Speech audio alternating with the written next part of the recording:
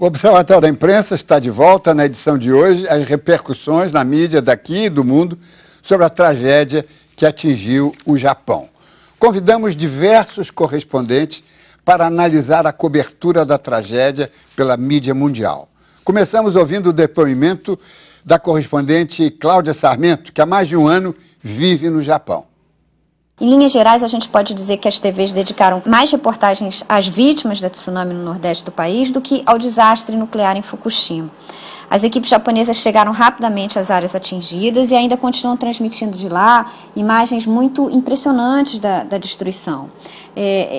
Para o mundo, o que chama mais atenção é o perigo nuclear, mas a imprensa japonesa, claro, focou muito na tragédia nacional, no número enorme de mortos, nas cidades que desapareceram do mapa, em personagens. As maiores críticas à imprensa japonesa, tanto às TVs quanto à mídia impressa, dizem respeito a um tom talvez muito oficialista adotado por eles. Enquanto a imprensa estrangeira era mais pessimista, o que também mereceu algumas críticas porque exageros foram cometidos, os meios japoneses permaneceram mais cautelosos, reproduzindo as declarações do governo e da TEPCO, a empresa que controla a usina de Fukushima.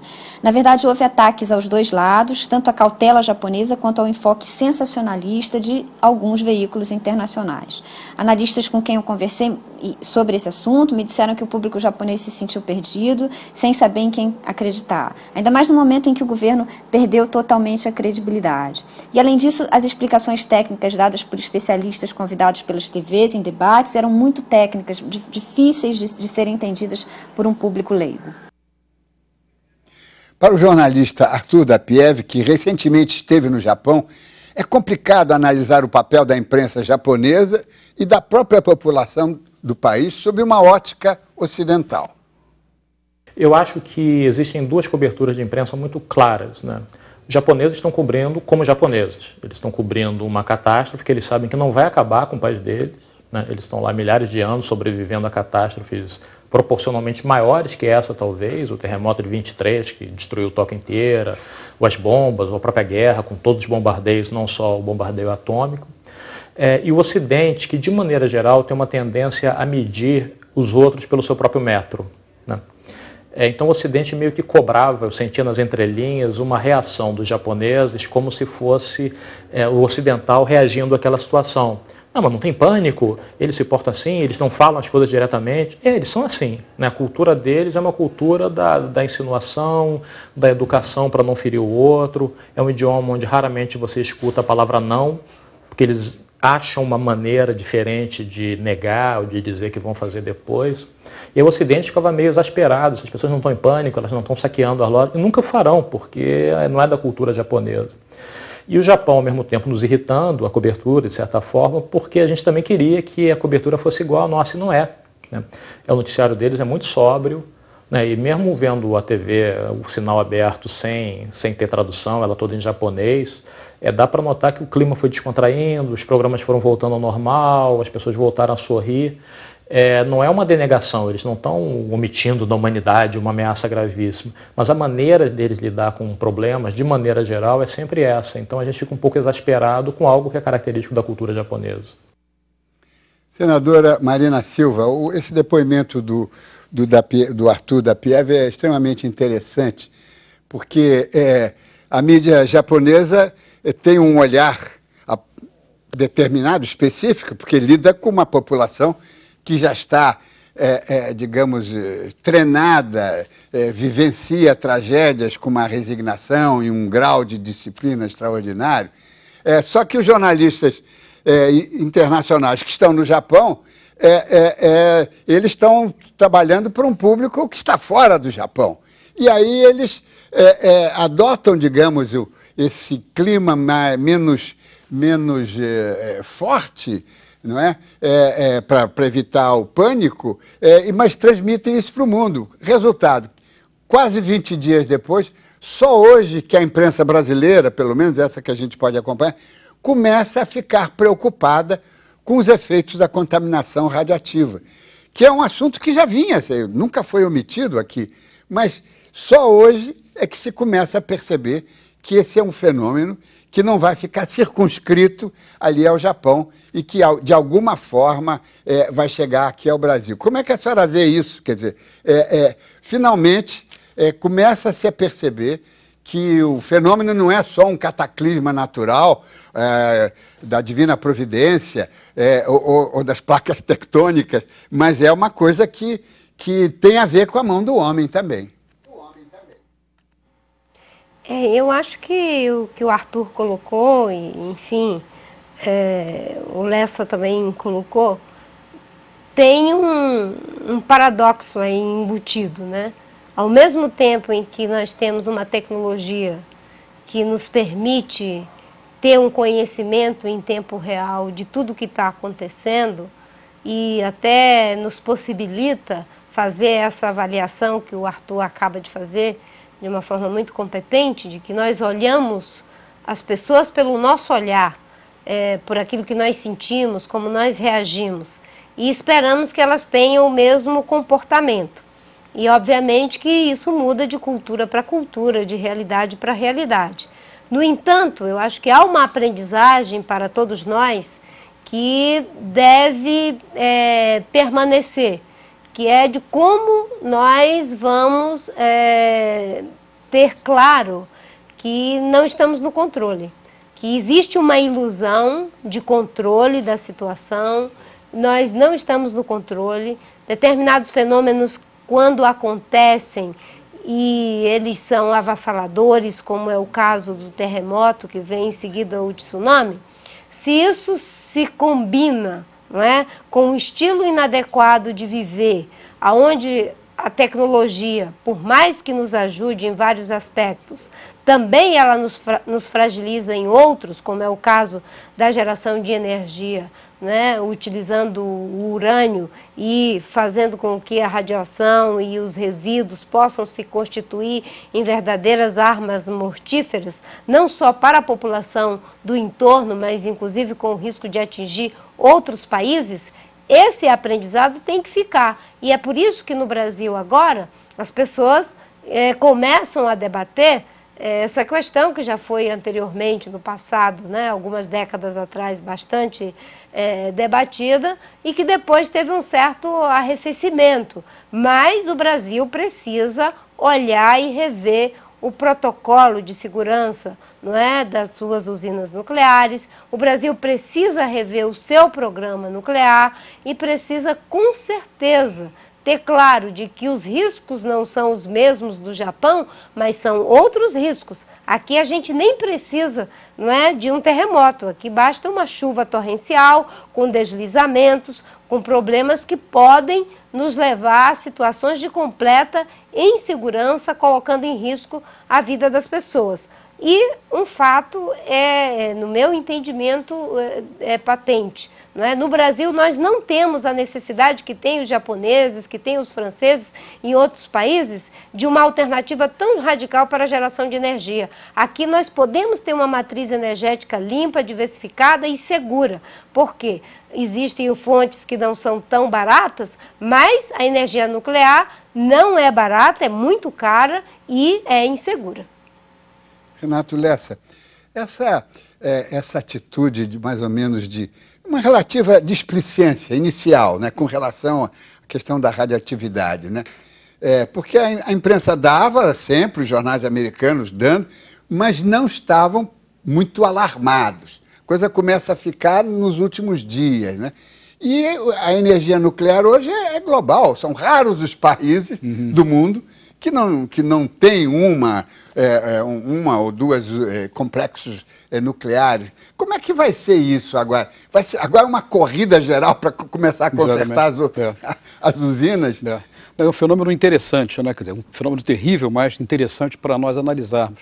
Porque houve um processo de dispersão, de difusão da tecnologia nuclear. Quer dizer, vários países aderiram a essa tecnologia de maneira estratégica, de maneira assim, prioritária. A França, por exemplo, ela tem um parque de usinas atômicas inacreditável. Quer dizer, a coisa se espalhou pelo planeta. O que podemos observar agora, quer dizer, é o surgimento da necessidade da dispersão de uma contracultura, né, capaz de se mostrar atenta aos efeitos deletérios que essa expansão tecnológica acabou por ter. Quer dizer, embora o acidente tenha ocorrido no Japão, a capacidade de contaminação, não é só no sentido da contaminação radioativa, mas da contaminação da catástrofe, no sentido do aprendizado com a catástrofe, eu acho que constrói para as outras sociedades uma interpelação. Né? Quer dizer, essa catástrofe não pode ser percebida como catástrofe localizada, fruto de um azar da natureza, né? Ou seja, alguma coisa inscrita na órbita do puro acaso. Eu acho que essa interpelação vai produzir um outro efeito de dispersão, né, que, se tudo for bem feito, pode se contrapor à dispersão original desse uso acrítico da energia nuclear. Os efeitos, eu acho que devem ser perceptíveis a partir de agora no próprio comportamento público, né, nas sociedades ocidentais. Quer dizer, os efeitos eleitorais já estão aparecendo. Né, quer dizer, a derrota da Angela Merkel na Alemanha, ela mesma, quer dizer, debitou ao Japão a sua derrota eleitoral. Acho que crescentemente eleitorados vão incluir na sua percepção do que se passa no mundo a preocupação com a questão ambiental. Né? Isso não começou agora, mas uma preocupação mais ativa no sentido de, inclusive, atingir, quer dizer, se mostrar atenta ao problema de como é que o progresso tecnológico, né, acaba por ser... Né, tem que ser questionado. Tem que ser questionado, porque a gente não pode apostar numa aceleração tecnológica que não obedeça a nenhuma restrição social, moral, civilizatória que as nossas sociedades possam criar. Né? A correspondente Débora Berlink, de Paris, fala sobre a aflição da mídia e do povo francês. O país é um dos que mais utiliza a energia nuclear em todo o mundo. A imprensa francesa reagiu à tragédia japonesa como a maior parte da imprensa europeia, ou seja, incrédula diante das imagens impressionantes do tsunami que se seguiu ao terremoto e que devastou várias cidades japonesas. O noticiário francês, que até então se concentrava na revolta dos países árabes, em particular na Líbia, voltou-se quase inteiramente para o Japão. Falou-se muito das vítimas, falou-se da ausência de cadáveres nas imagens veiculadas pela imprensa francesa. A imprensa francesa agora se concentra num ponto crucial para os franceses, que é o risco de uma tragédia nuclear, e por um motivo muito simples: a França é o país da energia nuclear na Europa, detém 1/3 das usinas nucleares no continente, 78% da eletricidade no país é produzida a partir de energia nuclear. A tragédia no Japão, na realidade, provocou um debate que não se via há muitos anos na França, que é o debate nuclear. Até então, praticamente não se colocava em questão a opção nuclear da França. A imprensa francesa acompanha agora, a cada dia, minuto a minuto, o que se passa com as usinas japonesas, preocupadas com a sua própria sorte. O Brasil utiliza bem menos a energia nuclear. Mesmo assim, a mídia questionou a segurança das usinas de Angra dos Reis, no Rio de Janeiro. E segundo o diretor da COP, Luiz Pinguelli Rosa, há mesmo motivos para preocupação. Aqui também eu acredito que não esteja bem protegido o gerador diesel contra acidentes naturais, inclusive. Outros pontos existem, por exemplo, os depósitos de material radioativo de baixa e média atividade naquelas encostas na área do reator são inconvenientes. O reator está longe da encosta. Do meu ponto de vista, é muito difícil uma enxurrada da encosta abalar um prédio tão sólido quanto o do reator, embora possa abalar os geradores diesel. Agora, aqueles materiais radioativos acumulados deviam já estar fora dali, num depósito que nunca foi construído, definitivo para esse lixo. O lixo de alta atividade está dentro do prédio do reator. É a melhor situação possível, mas não pode ser indefinido. O Brasil vai ter que tomar uma decisão sobre isso um belo dia, embora não no momento, ao contrário do baixa e média. E, finalmente, a evacuação. É uma velha discussão. Eu próprio participei dela, quando se reduziu o raio de exclusão admitido em um acidente grave de 15 para 5 quilômetros. Eu achei errado e agora Felizmente, a própria empresa está admitindo estudar até 50 quilômetros. Embora isso não é responsabilidade da Eletronuclear, isso é responsabilidade do governo federal. Senadora Marina Silva, antes de a senhora falar sobre a utilização da energia nuclear no Brasil, tem aqui uma pergunta que veio pelo chat do nosso telespectador Carneiro Diego. Saiu hoje na mídia que o interior de Pernambuco é candidato à construção de uma usina nuclear. O que a senadora acha disso? Bem, primeiro eu acho que a população deve ser escutada, no caso da população de Pernambuco. E, ao que tudo indica, a Constituição de Pernambuco proíbe a construção de usinas nucleares no estado do Pernambuco. Portanto, vai ter que ter uma mudança na Constituição. Agora, esse é um problema que não pode ser tratado caso a caso, estado por estado. E como nós podemos ver agora no Japão, não há como você ter o controle de algo que pode se expandir além das fronteiras de um país, quanto mais de um estado para o outro. De sorte que esse é um debate que tem que ser feito no Congresso, dentro do governo e na academia e nos diferentes segmentos da sociedade. Eu, particularmente, acho que era o momento do Brasil fazer uma grande discussão com um plebiscito, para ouvir dos brasileiros aonde eles querem ver os recursos serem investidos. Se na continuidade dos projetos em relação a criar novas usinas nucleares ou investir na biomassa, na energia solar, na energia eólica. Nós já temos um grande potencial de geração da hidroeletricidade e temos uma capacidade muito grande de geração através dos ventos, do sol e da biomassa, que é abundante. Só para se ter uma ideia, nós podemos gerar energia equivalente a 3 Belo Monte só do bagaço e da palha da cana-de-açúcar. Por que que se insiste na geração de energia que não se sabe, como disse o professor Pinguelli, o que fazer com os resíduos e ainda não temos uma segurança em relação aos procedimentos, inclusive no caso de um acidente, o que fazer com a população. Hoje, nós temos que ter um olhar duplo para a realidade. O olhar de proteger a natureza e o olhar de nos protegermos da natureza. E se nós não fizermos os esforços para evitar determinadas ações nossas, que em acontecendo algo dramático como aconteceu no Japão, a gente não venha a ter consequências que nós não temos como reverter. De sorte que a minha posição é contrária. Mas eu tenho uma posição contrária à energia nuclear. Quando era ministra do Meio Ambiente, fui o único voto contrário no Conselho de Política Energética. Na época as pessoas cobravam como é que o governo tem uma ministra que vota contra a proposta do governo, mas eu estava votando de acordo com a minha consciência. E reitero, na realidade do Brasil, eu acho que o investimento seria mais adequado na energia solar, na energia eólica e no uso da biomassa, que é abundante, além da geração proveniente do grande potencial hídrico que nós temos. Renato Lessa, eu lembro que há poucos anos atrás, eu tenho a impressão até que foi num programa do Observatório da Imprensa, nós já estamos há 13 anos no ar, não lembro de todos, mas lembro que falou-se, não, a energia nuclear já conseguiu-se um nível de segurança que ela já não preocupa mais. E, de repente, preocupa. Exatamente. Não é? Quer dizer, como é que se encaminha esse debate que a senadora está sugerindo, não é? Porque aí ficam assim, aparecem sempre os cientistas que dizem, não, agora está tudo sob controle, e não está.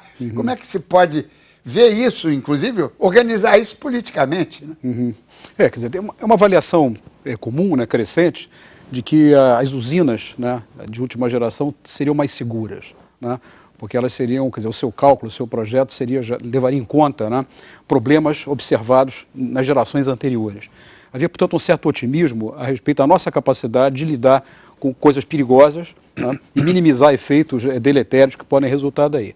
A O próprio comentário feito pelo professor Pinguelli mostra, quer dizer, o quanto essas coisas podem ser relativas, quer dizer, o quanto nós podemos ser surpreendidos por fenômenos naturais, né, que não foram devidamente antecipados nos modelos construídos para definir o que seria um padrão de segurança aceitável, né? Até porque os modelos não podem incorporar, né, fatores que são de natureza erráticos. Né? Quem é que poderia prever uma manifestação da natureza dessa magnitude?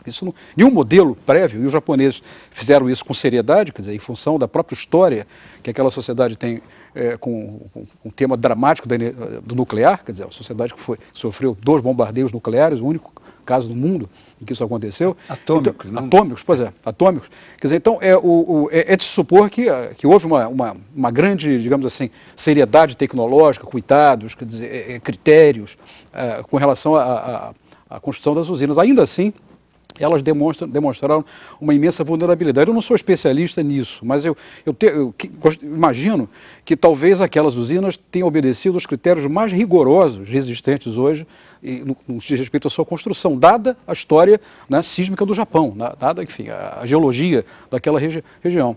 E se mostraram insuficientes para a ameaça. Então, eu acho que seria uma arrogância muito grande supor que nós temos uma escala de conhecimentos que nos livra, né, para sempre desses efeitos imprevisíveis.